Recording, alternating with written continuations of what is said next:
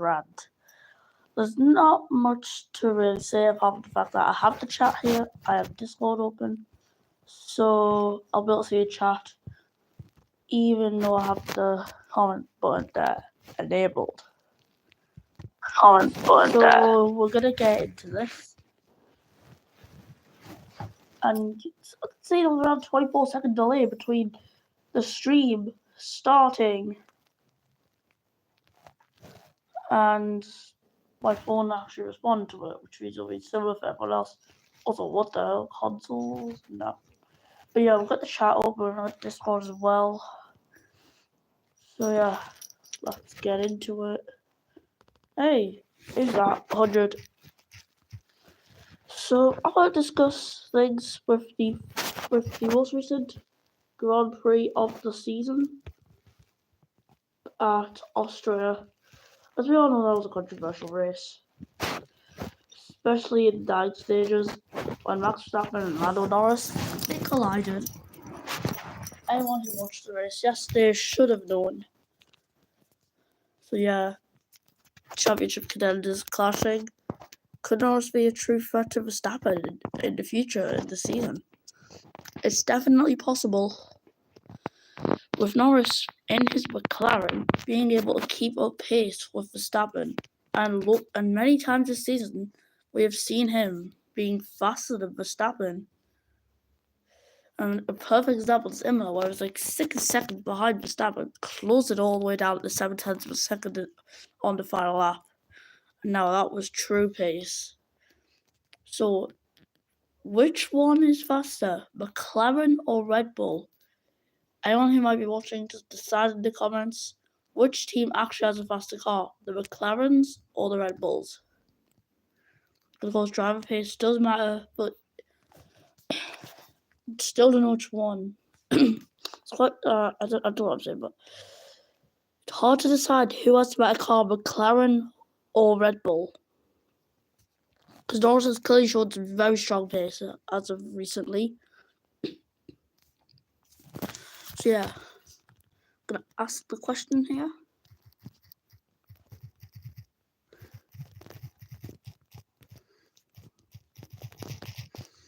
Oh, McLaren, yes.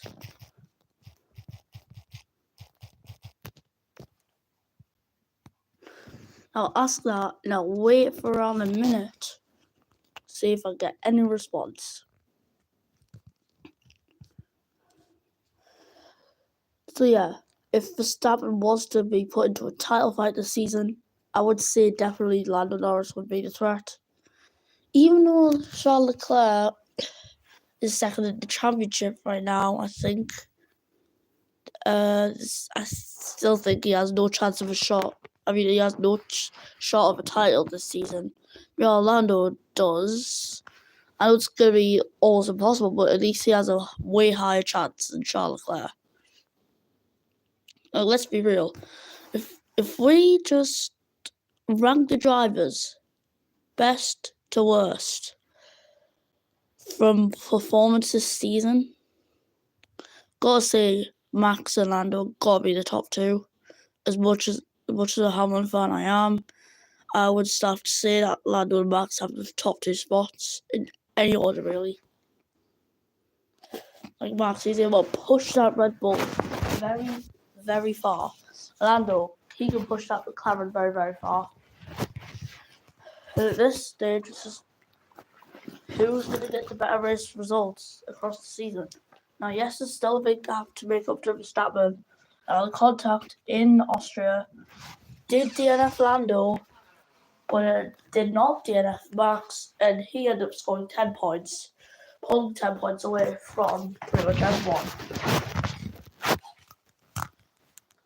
So, yeah, that last race quite dramatic. George Russell took the win after the collision.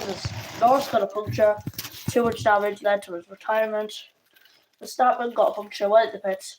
I actually get P10, even with the P5, even with the 10-second time penalty that he had got from the collision.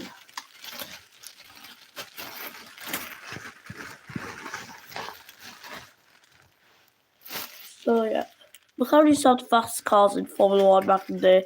I think both of them are equal on speed, so it's draw. You know what? That is a very fair comment. Now, I would personally agree with that too. Like, generally for this performance scale, I would like to use F1 games, like F1 24. However, I think we all know F1 24 isn't the most accurate, as the most recent performance update in F1 24 was after Monaco. That was just updated until after Monaco, which was only an impressive thing because getting performance updated that early into the game cycle is pretty good. We're not here to talk about the game, we're here to talk about real life. Now, if there's any seasons that want to be discussed, then I don't mind talking about them as long as I know some stuff from them. Especially the modern seasons, I know some stuff about, like, 2009, Braun. Like, Braun, honestly, technically, would they be the most successful team ever in Formula One? Like, they're the only team, really, to win both titles for every year of their Formula One journey, from 2009 to 2009. Braun were just that dominant that they decided, we've had enough, we're leaving. But I'm actually going to assume it was, I was going to say financial issues, but no, it wasn't. Mercedes. Pretty sure they bought like somewhere around a 65% stake of Braun, which of course led to Braun being off the grid and Mercedes joining. What if Mercedes bought under 49%? Like, that would be an interesting one because Braun would be on the grid still. Rant. That's me.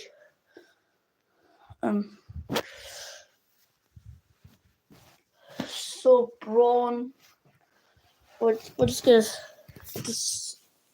I don't know what to say, but like Braun, they had such a good start to the season. Pretty sure they won like 6 of the 7 opening races.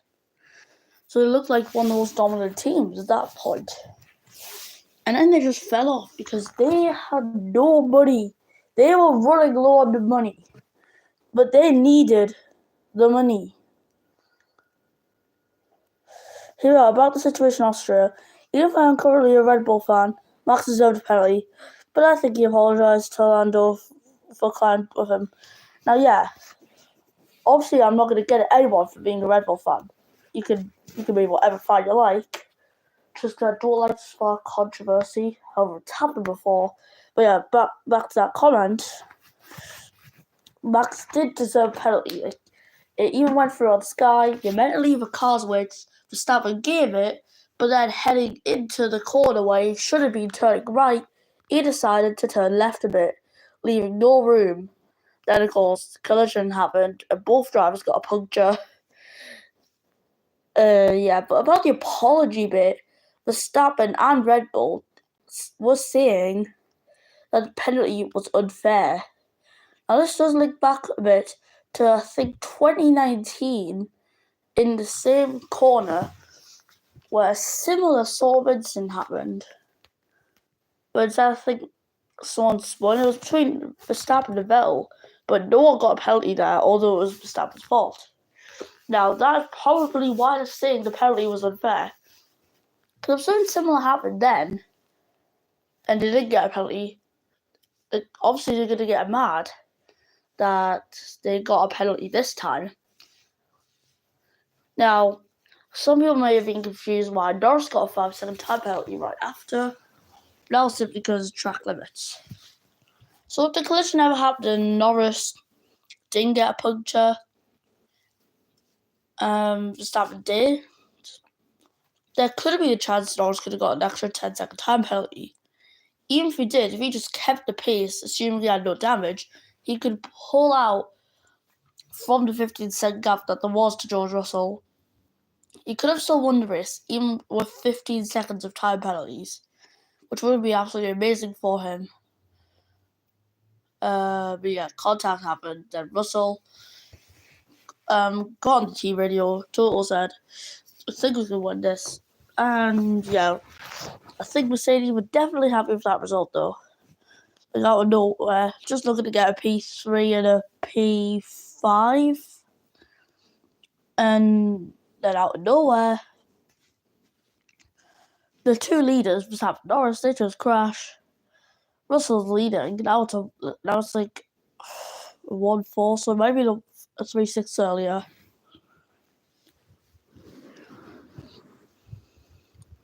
But yeah, I'm gonna switch over to Discord. Wrong server. Here we are.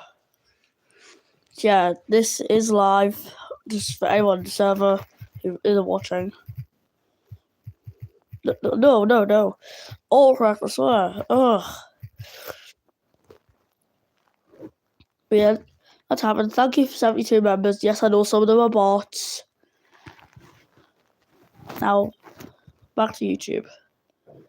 So, yeah, now I'm going to talk about Lando Norris's Miami win. Here we are, another comment, sorry. Didn't notice that. To be honest, Mercedes winning a race for GTA 6 is crazy. Oh my, yes it is. In other words, I didn't expect Mercedes to even get a podium spot. Well, to be honest, I did expect Russell to get the podium. Yeah, I expected Russell to get the podium as he was in Heat 3. Anyways, now to turn it into a win because of the contact up front, honestly, Mercedes, they were just happy. Like, even after the race, the team commented, well, we're not really good at this track. And it's never been our good track at all. Which is quite sad because Toto Wolff was Austrian himself.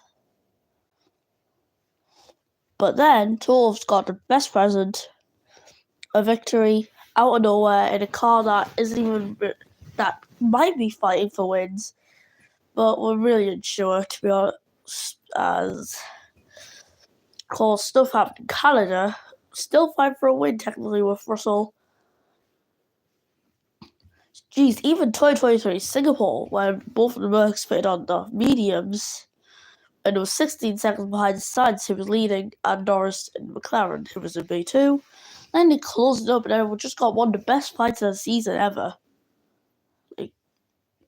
Like, you gotta say, the Singapore Grand Prix in 2023 was the best race. The Red Bulls were struggling, and we had a four-way battle for the win.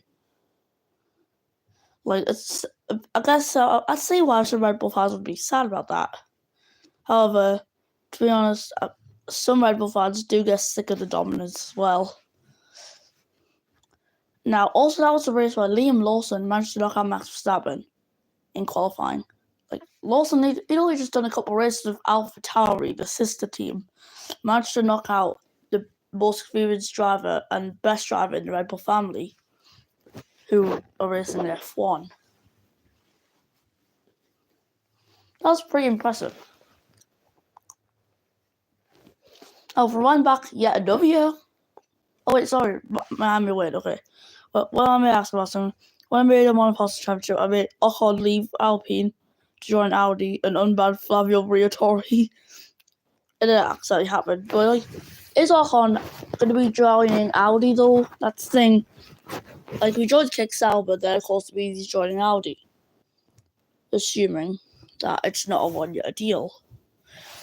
Now that is quite funny, to be honest. Taking Ocon leave Alpine, well, that happened. And then making Flavio Briatore unbanned, that happened. Now see a way for Ocon to join Alpine. I mean, Audi, yes, just leaves. Yes, you were totally just leave the team to join back. How long this has been going on for? It's been going on for 14 minutes. Okay. So it's 6 to 16 more minutes. But, yeah, Miami win for Norris. That was a moment that I think everyone was happy about. Like, Norris has done so much stuff in the past, and he's just missed out on the win by, like, the smallest of gaps. Even one small mistake has cost him. However, he finally got it to Miami with some luck of the safety car, which pretty much it just came up by a back within the Canada race. Now my TV is blasting music, which I don't want.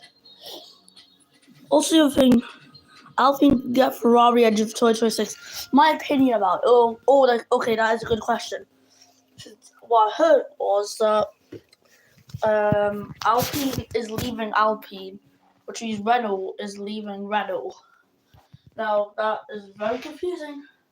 I think it just means that there's no longer going to be the Renault engines within the Alpine team and no longer on the grid. Now in 2026, the engine breaks means there's loads of different engine manufacturers. Around 5 to 6 will be on the grid then, much more than the 4 we have now of Red Bull powertrains, Ferrari, Mercedes, Renault. Now, back to that question. If Alpine got them Ferrari engines, I don't know what it'll be like because of these engine breaks. But assuming they're similar to what they are now, they're going to blow up. The engines will blow up anytime, as Ferrari engines do. Think of Britain 2020, not Britain, Austria 2022. Science's engine went kaboom, and then he was going up a hill, and then his car decided to roll down it. That's going to happen with the Alpines in 2026, probably. And they're probably going to have the worst power ever. No, I'm joking. The power's probably going to be really good, but the reliability, I think they might have a shot with reliability. Because Ferrari just had not got the V6 engines right for reliability. However, these new engines, Ferrari could potentially improve the engines and the reliability. If they can improve the reliability, then I think it could be one of the best engines, if not the best. We all know the best engine on the grid right now is probably Red Bull due to the power and reliability ratio. Yeah, again, Mercedes also have good power, just of course reliability isn't as good. Every team has their ups and downs with their engines. That's all I'm going to say. Now, of course, 2026, we have to say goodbye to the Red Bull powertrains. However, we welcome back Honda and Ford. So, yeah. Who knows what teams are going to be going for what engines? I think Alpine can lose our identity because they were called Renault. Like, it makes sense because if they rebrand back into Renault, then get the nice liveries back. Because let's be honest, the only good Alpine was the 2021 Alpine, unless you like the pink colour. But yeah, the 2021 Alpine, in my opinion, was really nice. Honestly, I loved it. Now, not just that, the 2021 testing livery for Alpine, like that black one, well, the blue was black, and it looked amazing. I'm just gonna say that. I remember on Monoposto, I remember going on the game with when you had the original design for custom liveries. The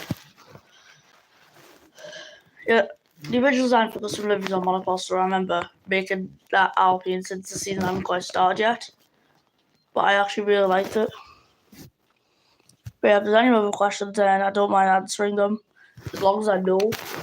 Now, what I am going to do is, I'm going to head into career mode on F1 24. I'm not going to play anything though, obviously. What I am going to do is just get the performance ranking up as of the end of the Monaco race. Because I don't really care what buttons I'm really clicking right now. So to get there, I'm going to click official driver. Why not Lando Norris? Why not? Now here we are. This is the interesting bit. Oh, here we are. So that I agree about the 2024 Alpine livery. I don't know why the people including Arva are angry about Alpine doing something creative, innovative. Now, yes, I actually forgot to mention about the 2024 Alpine. Me personally, I like it. I know people is complaining because it's carbon fiber, like every team has it. So it's giving like a theme of unoriginality, I guess. Now, yeah, I do like this year's Alpine because like the carbon fiber looks really nice with like the blue and the pink on the car. Now, I will say I do like 2022 and 2023. I think 2021 is definitely the most superior of the Alpine cars. Like at first, I had no idea what a rate of the V-carb livery. Like, first I didn't really like it. So I remember watching one of Aravi's videos, and I just based my opinion off his, not really getting a true opinion. But I focused on the car a little bit more, and I realized how much I actually like the livery. So I think the V-carb's nice. It's really just like a more modern Toro Rosso. Like the white with the red looks really nice on the front wing. I like the way it comes across, like at least not just like plugged on one side and not all the others.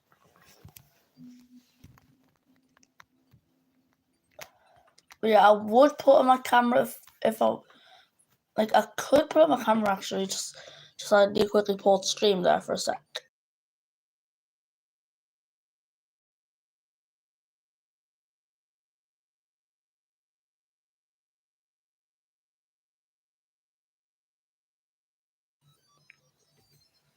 So I'm looking at it. This is the performance ranking as of Monaco in F1 24. It gives you some form of idea. Sorry that the camera is so shaky, but it gives you an idea, like a somewhat good idea of what the performance ranking is like. You can see how close McLaren is. Now that does go back to your previous point that you mentioned, Gregorov. Yeah, you can see how they're pretty much equal at this point. Like you can see a slight difference, but not much.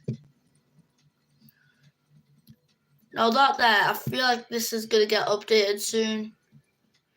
It's gotta be updated soon because, like, let's be honest, Williams is increasing. Alpine, I think they might like a tiny buff with VCAR getting a slight downgrade. Aston Martin, I think they're fine where they are. Mercedes, I think they need to be more equal with Ferrari.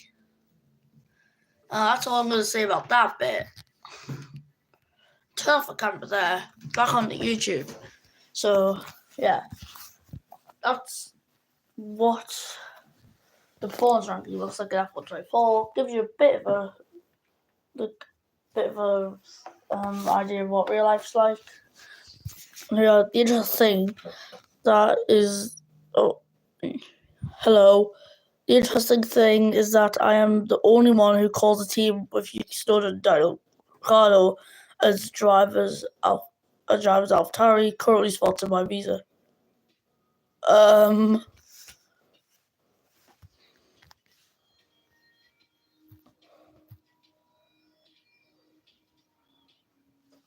Okay.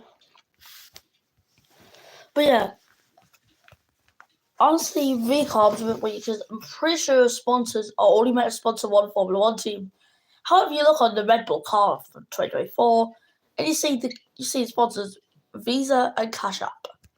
Now they are the title sponsors of VCarb. Visa, Cash App, RB. Now, yes, they're probably allowed to have this exception because it's like owned by Red Bull. Yeah, it's forward. I just want to say that, to be honest.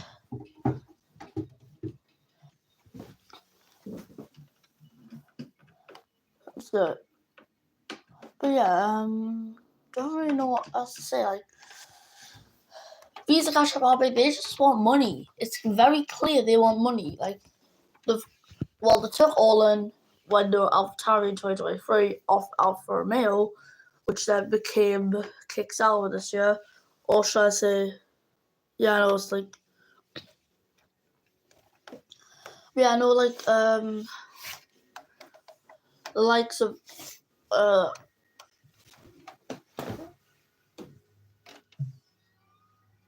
there, I've just had to turn my Alexa off there because it activated. Yeah, Visa Cash and Barbie, they want money. Like, they took Olin when they were AlphaTauri off Mill, which were about to become Stake F1 team Kick Sauber.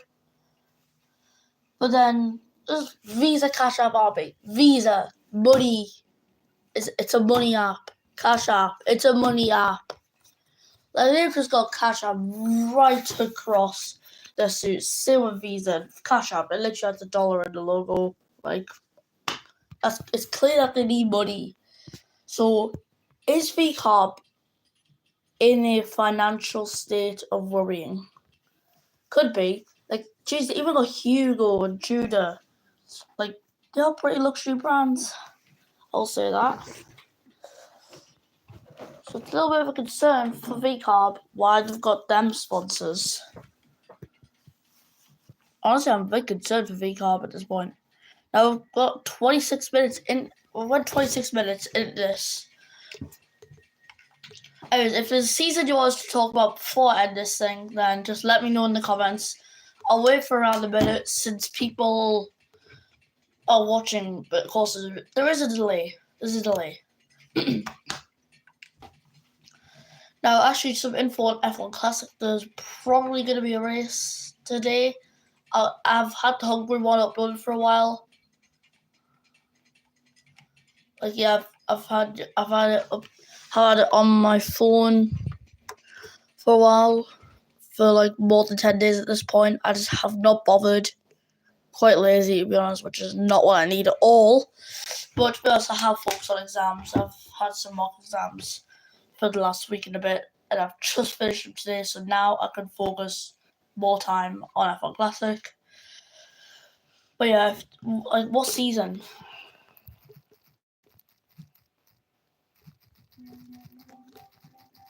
I don't care if it's spelling errors, honestly, I'm just getting that in quick. What season should I talk about? That's literally what I'm going to say. Another thing, everyone calls Casino Stream Formula One Team Sauber. It's clearly Stake F1. Sauber didn't use green, another colour like white, got rid of Stake, it'd be good. Yeah, Stake, well, they're a gambling company.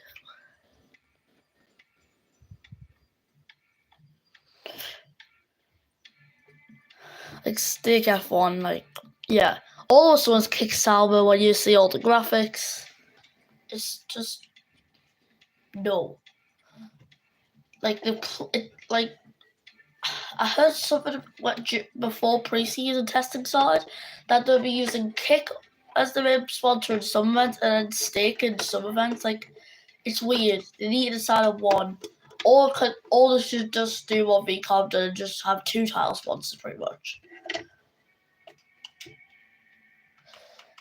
Now, tracks. We're lacking track variety now in F1. We're getting pretty much the exact same tracks 3 seasons in a row, with the exception that 2023 actually didn't have China, which is even worse technically because we've lost out on a track.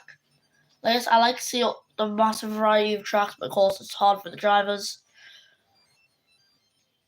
But yeah, we need Portugal back. Where is Portugal? Like, they just got rid of it, thinking, no one's going to care. But we all care. Let's be honest, everyone loves Portimao. Portimao is generally like one of my favourite tracks. I think other people would understand. Like, in my career mode on F1 24, in my second season, I've got rid of China. I've replaced it with. I've just replaced it with Portugal, but Portugal in the game comes after Brazil. So if F1 were to add Portugal to the calendar, is that the only places they could potentially put the track if they were to add it back? Like, it would be weird, like Portugal after Brazil. Like, the 2025 season has thought more logically about the rearrangement of tracks. They thought in a way where they could get quite a few of them in the same continent next to each other. Now, of course, we've got a triple header. However, the triple header that we're getting at the moment could be a bit better, I'd say. Like, we'll go Canada into Austria into Britain. Like, Austria and Britain's fine. But with Canada, why can't we do that after Miami or something? Or geez, what about Miami, then USA? Then maybe we can do Las Vegas at some point, like just before Brazil then. So there's still at least a distribution. Like, that would make a lot of sense. But yeah, if there's nothing that anyone else wants to be mentioned, then I'm happy to end the stream here. I've done my 30 minutes that I wanted. But if there's any other topics you want to talk about, then just tell me in the comments. I'll give it a couple minutes because of the delay. And also a couple minutes since people might need to think. And my next Formula One rant should be tomorrow. It should be. I think it's on Tuesdays and Thursdays. I'm generally busy. Saturdays as well. Sundays depends, like, races and stuff. Oh, here we are. Favorite track is already in the F1 calendar. Monaco. Other favorite track was Marina Bay, but the new layout is the reason why I don't like it anymore. Yeah, I like that little bit where you could just go under the thing. I forgot what it was. Like, I do like the new layout for how fast it is. But yeah, Monaco, yes. Oh, I remember finding an Xbox clip of F1 2020 from 4 years ago now at this point. I was playing online with a friend and found that Monaco race. And at that time, I had a huge obsession with Monaco. I guess it still is my favourite track, simply just because of the challenge and how much I love Monaco as a country and stuff. Like, I've always looked up to Monaco as like the perfect place to live. Like, they have better weather than the UK. Like, let's be honest. I think I would rather live in the UK. Would rather live in Monaco than the UK since the weather, but yeah, Monaco. The track is nice as well. Like, people say the race is boring. It's boring in their perspective, but to the drivers, it is the true challenge. The excitement of Monaco is not the action. The excitement of Monaco is the challenge that the drivers have. They could make one mistake and their entire race is over. Think back to 1996 Monaco. 3 drivers finished because, just people were taking risks. It did not pay off in the end. They DNF'd. I was seen 3 drivers crossed the finish line. I think it was 4, but then someone classed as DNF because they pulled in the pits. Like, I don't know why they would do that, just losing out on points. But yeah, this one, I'm gonna have to go now. And I'll see you in the next F1 rant. Goodbye.